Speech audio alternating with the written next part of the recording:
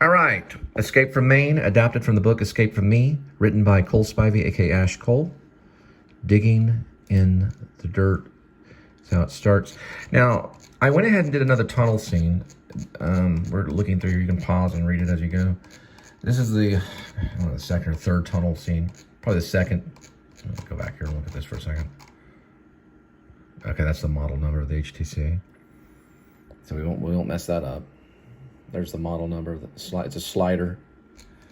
Slider's a type of phone that slides. It has a little keyboard on it. Okay. This is probably the second part of the tunnel. He's in the middle of the tunnel now. He has gas lamps. The title of it is The Tunnel Now Has Gas Lamps. Of the scene for Escape from Maine, the screenplay. I'm sorry I have to talk this way. The boomers, I mean, listen, their minds are going. The boomers are hanging on, you know. And it's just the way that it has to be. And if I have to wait for the last boomer to die to do my masterpiece, I will wait patiently. And I'll celebrate with a little shot of, I don't know, spritzer water. Or they allow me to have when they're barely breathing. I mean, just barely breathing.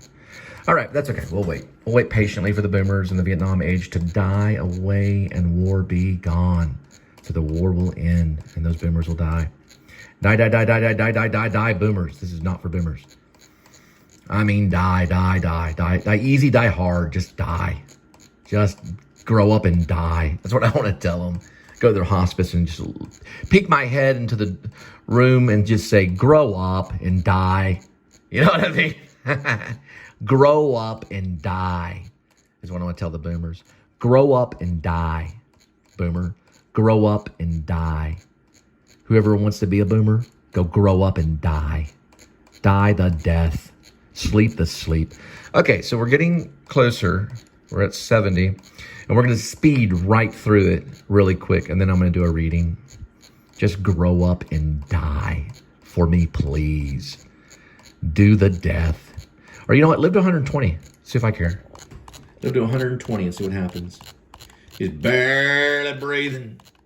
Barely breathing. Breathe, boomer, breathe. All right, so this is listed on page 75. The tunnel now has gas lamps. Interior, the tunnel, night. Jonah digs with a sharp-edged metal shovel. The sounds of the Vietnam War echo above. The sound of helicopters fill the long tunnel and echo over digging Jonah. There is a long, thick cable stretched over him with attached dangling gas lamps. A small wheelbarrow is filled with fresh soil and rests behind Jonah. Jonah's in the middle of the tunnel now. The hiss of the lamps nearly cover the sound of the tossing dirt. The sound of the Bell UH-1 Huey helicopters fly over from the ground level above, and the chopper blades begin to subside, and only the gas lamps are heard for a moment. Jonah has been digging for many nights now. The tunnel is deep and now supported from collapsing from 6x6 framing lumber. Ghostly father figure from a megaphone. I'm speaking through a megaphone, a large funnel-shaped device for amplifying and directing the voice. I'm the voice now, in your tunnel. The structural construction project of Jonah Samuel Camden III's tunnel to the basement of Stephen King's house is developing well. The tunnel has progressed mostly because of Jonah's back-breaking work at the tunneling with sharp-edged metal shovel. He's covered in sweat, and his thick, warm sweater is shredded and oily and muddy. Jonah's face is now muddied, and dirt marks his brow and cheeks, his hands calloused and sore. He digs faster and harder and shivers from the above freeze that's chilling Bangor, the second hometown of horror writer known as King. Sounds of dropping bombs shake Jonah's tunnel as he digs toward Stephen King's basement. Sound of nonverbal hums from ghostly father figure overlapping Jonah's narration here and there throughout the monologue. And this can come in any time. It'd be like, I know I'm close to King's basement, and soon I'll break through the wall, and begin to sneak through his house, and find stairs and climb them, and then to his writing room, where I'll locate the loose wood panel and uncover his hiding spot, for the mystery store, the glass floor, his first commercial success as a writer. Get some lady to write that. Ghostly father figure voiceover. First published in the autumn 1967 issue of Startling Mystery Stories. Jonah's voiceover magazine. King wrote it at the age of 19 in the summer of 67.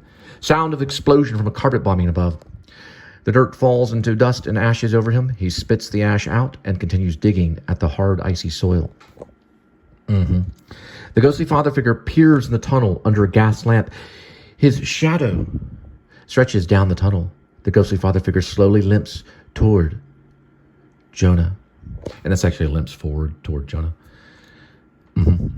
Jonah's voiceover. Charles Wharton visits Anthony Raynard, the recently... Look at the L right there. Sorry. Charles Wharton visits Anthony Raynard, the recently widowed husband of Wharton's sister Janine, in his Victorian mansion, in the appearance of which unsettles Wharton. Raynard tells Wharton that Janine died by falling off a ladder while dusting in the mansion's east room, breaking her neck. When Wharton's asked to see the room, Raynard refuses, telling him the door to the room has been plastered. When Wharton protests, Raynard's elderly housekeeper Lewis explains that the east room, which has a floor made entirely out of mirror glass, is regarded as dangerous. Go ahead and say that again right there. Ghostly father figure steps forward and toward Jonah in the deep of the tunnel. You could probably sell that at a pawn shop for a few thousand. First off, why don't you grow up, Jonah? Just come home. This tunnel business is nonsense. This is my tunnel, not yours. Get out of my head. Jonah looks up, and the ghostly father figure has vanished into thin air. Jonah stops digging and puts the shovel down and sits against the tunnel wall. Jonah takes out the HTC Merge Slider smartphone. Jonah reads from the HTC Slider smartphone, illuminating the touchscreen. Jonah reads aloud the following to himself, thumbing at the bright screen as he catches his breath. He reads his book from Escape from Maine. The light from the screen illuminates his face and eyes. Everything here is beautiful for a reason. He stared at the bright green grass along the Piscatacus as the car made its way down Water Street and closer to Dexter. All this will die when winter comes, and that's what makes it beautiful. This will all change. Change was expected. You could see it in the way the color bounced back at you from the shrubbery. It had died and returned before. It had fought against the frost, but the pine would survive it. He sets the HTC Merge down and continues the dig. He looks at the tunnel wall. This is my book, Escape from Me. I hope you approve of it, King. Jonah stabs the tunnel wall with his shovel. The shovel jabs in the hard soil, and he continues throwing the dirt behind him into the small wheel barrel. Cut, good to go.